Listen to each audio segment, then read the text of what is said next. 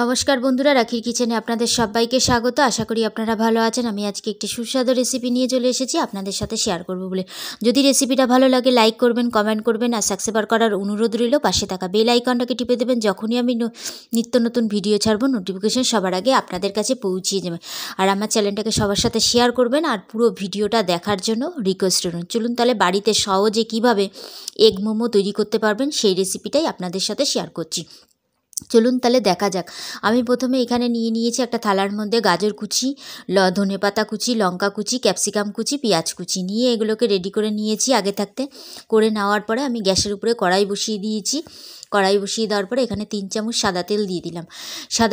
3 চামচ সাদা তেল দিয়ে দিয়েছি। দেওয়ার পরে এটা যখন তেলটা গরম হয়ে গেছে তারপরে গাজর কুচি আর পেঁয়াজ কুচিটা দিয়ে দিলাম। দিয়ে দেওয়ার পরে তারপরে যা ক্যাপসিকাম, ধনেপাতা, লঙ্কা সব সমেত একসাথে ঢেলে কড়াইয়ের মধ্যে আমি দিয়ে দিলাম। কড়াইয়ের মধ্যে দিয়ে দেওয়ার পরে এটাকে ভালো করে নাড়াচাড়া করে খুব সুন্দর করে একটুখানি ভাজা ভাজা করে নেবো। আগে ভাজা ভাজা করে নিলাম। নেওয়ার পরে তারপরে আমি 1 চামচ আদা আর রসুন বাটা দিয়ে দিলাম।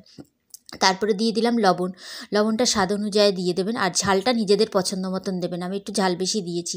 আর এখানে দিয়ে দিলাম সয়া সস আর 1/2 চামচ দিয়ে দিয়েছি গোলমরিচের গুঁড়ো। গোলমরিচের গুঁড়োটা দেখাতে ভুলে গেছিলাম, তাই 1/2 চামচ গোলমরিচের গুঁড়ো আছে ওখানে। দিয়ে ভালো করে এটাকে সুন্দর করে ভেজে নিতে হবে ভালো করে, যাতে কাঁচা আদা রসুনটা দিয়েছি সেটা যেন না গন্ধ বেরোয়। তারপর সামান্য পরিমাণে একটু মিষ্টি দিয়ে দিলাম। মিষ্টিটা দিয়ে ভালো করে ভেজে নিয়ে নিলাম। এটা ভালো করে ভাজা হয়ে গেছে। ভাজা হয়ে যাওয়ার পরে তারপরে সরিয়ে দিলাম, একটু সাইড করে দিয়ে ওর মধ্যে 1 চামচের মতন সাদা তেল দিয়ে আর এখানে আমি 2টো ডিম ফাটিয়ে এর মধ্যে দিয়ে দিচ্ছি।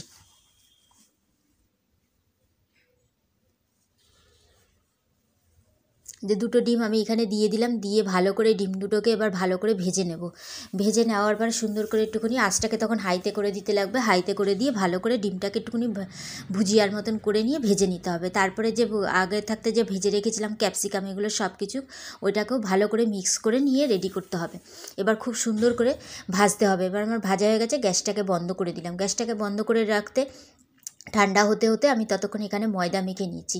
এখানে আমি 200 গ্রামের মতন ময়দা নিয়েছিলাম। ময়দা নিয়ে নিলাম, স্বাদ অনুযায়ী লবণ দিয়ে দিলাম, একটু চিনি দিয়ে দিলাম আর 3 চামচ সাদা তেল দিয়েছি। সাদা তেল দিয়ে ভালো করে সুন্দর করে মিক্স করে নিলাম। মিক্স করে নেওয়ার পরে তারপরে অল্প অল্প করে জল দিয়ে আমি এবার একটা ডো তৈরি করে নিচ্ছি।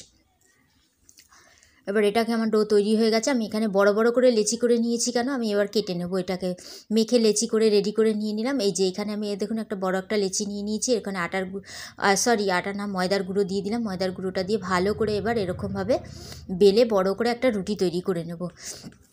এই যে আমার একটা বড় করে রুটি করে নেওয়া হয়ে গেছে। আর পাতলাটা কীরকম হবে আমি দেখিয়ে দিলাম।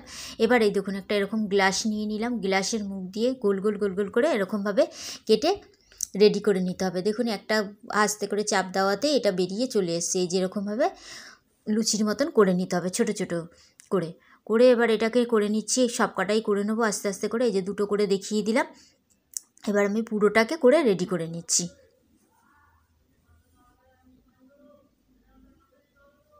এই যে আমার পুরোটা হয়ে গেছে। এখানে করে নেওয়ার পরে তারপরে এই যে আমি এখানে নিয়ে নিলাম।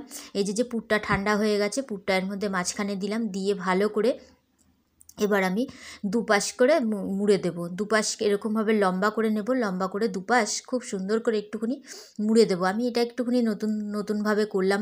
যেই প্রথম কটা করেছি সেটা এরকমভাবে নতুনভাবে করলাম। এরকমভাবে একটুখানি সামনের দিক দিয়ে টেনে টেনে পাতলা করে নিয়ে আর এরকমভাবে মুখগুলোকে এরকমভাবে ঠিক সুন্দর করে এরকম করে ভাঁজ করে দিলে খুব সুন্দর হয়, দেখতেও সুন্দর লাগবে, খেতেও তো আরও সুন্দর লাগবে। এরকমভাবে আমি একটা করে দেখিয়ে দিলাম। আবার একটা করে দেখিয়ে দেবো। এই যে আমার হয়ে গেছে। আর সাইডগুলোকে এরকম চেপে চেপে এটাকে আমি এখন আলাদা রেখে দিচ্ছি। আলাদা রেখে দেওয়ার পরে তারপর আমি আরেকটা দেখিয়ে দিচ্ছি। এই যে এরকমভাবে নিয়ে আর না পারলে এরকমভাবে আঙুল দিয়ে এরকমভাবে মুড়িয়ে করে নিলাম। করে নেওয়া হয়ে গেছে। আমি যে কটা বেলেছি সে কটা আমি করে রেডি করে নিয়েছি। আর বাদবাকিগুলো সব পরে বেলে রেডি করে নিচ্ছি। তারপরে গ্যাসের উপরে বসিয়ে দিয়েছি আমি গামলার মধ্যে জল বসিয়ে দিচ্ছি। জলটা গরম হয়ে গেছে। তার মধ্যে যে চাল আটা ছাঁকনি থাকে সেই ছাঁকনির ঝাঁঝরিটা বসিয়ে দিয়েছি। তার মধ্যে এগুলোকে সুন্দর করে সাজিয়ে দিয়ে দিলাম। দিয়ে দেওয়ার পরে ঢাকা দিয়ে দিয়েছি। ঢাকা দিয়ে 5 মিনিটের মতন দেখার পরে দেখলাম উল্টিয়ে দিলাম। এবার এটাকে উল্টিয়ে দেবো। এক পিঠ পুরোটাই হয়ে গেছে, তবু একটুখানি উল্টিয়ে আমি রেডি করে দিলাম ভালো করে, একটুখানি যাতে সিদ্ধ হয়। সেই ক্ষেত্রে আমি যে পুরো সব কটাকে এবার উল্টিয়ে দিয়ে আবার একটুখানি 1 থেকে 1.5 মিনিটের জন্য ঢাকা দিয়ে রেখে দেবো। 1 থেকে 1.5 মিনিট যেই হয়ে গেছে আমি ঢাকনাটাকে খুলে এটা দেখলাম পুরোপুরি হয়ে গেছে, তাই এটা আমি তুলে এখন রেখে দিচ্ছি আলাদা একটা প্লেটের মধ্যে। প্লেটের মধ্যে রেখে দিলাম আলাদা। আর যেগুলো বাদবাকি যে লেচি দুটো ছিল সেগুলো দিয়ে যেরকম গোল গোল করে বানিয়ে নিয়েছি, বানিয়ে নিয়ে সব দিয়ে ঢাকা দিয়ে দিলাম। এটাকেও ঠিক ওরকমই 1 থেকে 2 মিনিট এরকম ঢাকা দিয়ে রেখেছি। ঢাকা দিয়ে রাখার পরে হয়ে গেছে পুরো মোমোটা।